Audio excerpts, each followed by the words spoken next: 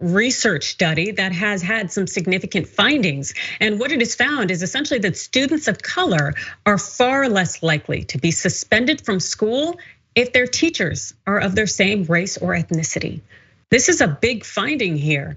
It really breaks things down in terms of how children are being impacted when it comes to the educational system. And this was also broken down in the conversation by Matthew Sherrill. That's an assistant professor at George Washington University, which is one of my alma maters. And Sherrill was also essentially working with two other colleagues. We can go ahead and put their pictures up. It's UC Berkeley Associate Professor Travis Bristol and Professor Tolani Britton, who is working in releasing the study in October 2021 through the Annenberg Institute for School Reform at Brown University. And this is essentially what Sherrill had to say.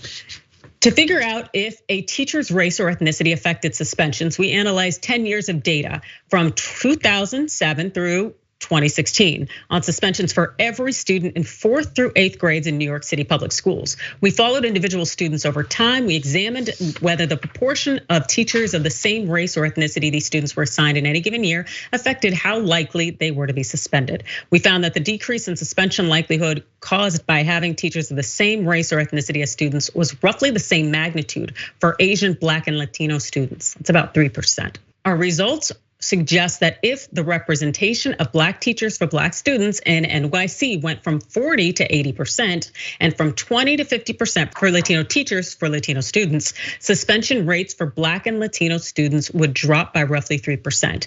This is because the percentage of Black teachers overall in New York City is not 40%. That is the percentage of Black teachers for Black students in the city, according to our estimates. Similarly, we found that 20% is the percentage of Latino teachers for Latino students. Such a change during the decade we studied would have resulted in 1,800 fewer suspensions of Black students and 1,600 fewer suspensions of Latino students, with these students spending approximately 9,000 to 8,000 more days in their classroom respectively.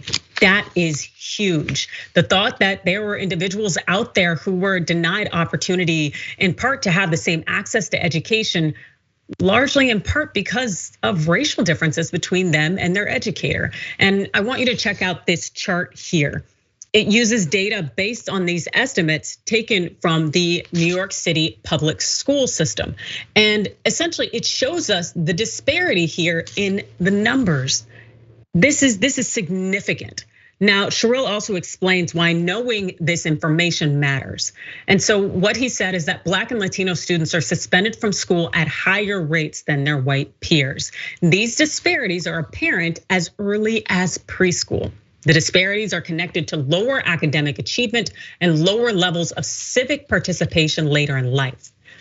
Now, one thing we also want to bear in mind is that although these students, these Black and Latino students comprise 43% of public school students nationwide, the teacher workforce is only 16% Black or Latino compared with white teachers. Racially and ethnically matched teachers have been found to raise students' test scores and improve the chances of graduating from high school and attending college. The relative lack of Black and Latino teachers who teach Black and Latino students then could also contribute to racial and ethnic disparities in school suspensions. This essentially tells us that, hey, there are children, individuals who will be our future generations losing access to education, losing out on opportunities because they're not being taught necessarily by individuals who look like them. And Sherrill really concluded that these findings demonstrate the importance of learning more about the effectiveness of hiring efforts and also retaining teachers of color. It also tells why we should maybe scrutinize suspensions of school students a little bit more often, as we're essentially realizing that individuals have a shorter leash if they are people of color and their teachers don't happen to look like them. This is important. We need to know these things because we need to know what the future looks like and who is going to be educated and going to have the same access to opportunities. Ben?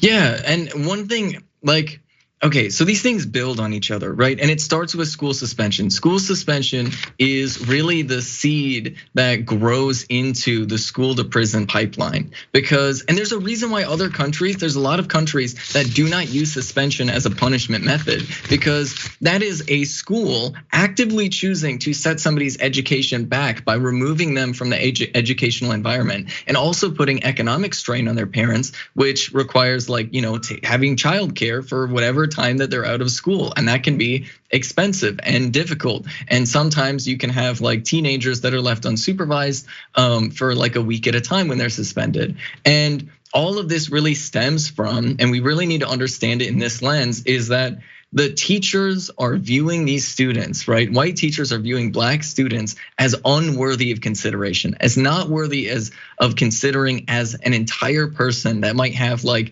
litany of things going on in their lives. Because as somebody who was pretty argumentative in elementary school and middle school, I can tell you this: my argumentativeness was seen largely by teachers as proof that I was just somehow way smarter than everybody else, and I was just bored in class, which is, I think, a ridiculous thing to believe a little bit. But that same behavior from black students was not treated in the same way. And so that's another thing that we really need to recognize, is there's tons and tons of brilliant students who are being sidelined and suspended, removed from the classroom simply for behavioral problems that ultimately, most of it, I'm gonna make a bold claim here, most of it probably stems from the fact that they are children and just maybe need a little bit of guidance in different ways, in the same way that they would give to white students. And that's really the issue, is that the same level of patience is not afforded to black students as it is to white students. And it fundamentally stems from the teacher failing to see the student as an entire person. Yeah, and that failure is rooted in bias. It's the fact that those teachers are bringing their bias with them to the educational environment, and they're essentially playing those things out on these kids. And so, as you noted, when a child does essentially act up or act in a way that may be disruptive or problematic in that moment, they're not afforded the opportunity to be a child. It's this thought that, oh, they know what they're doing. Oh, it's because they are inherently bad, because that might be a racist trope that has followed black people or brown people. And it thought that, oh, well, this is going to be a problem because this is who this person is. This is how racism really interjects itself into our society, and it ends up impacting us all, especially when we are children. And it just shows you that there's really no way of running away from it, that we have to address it as a society.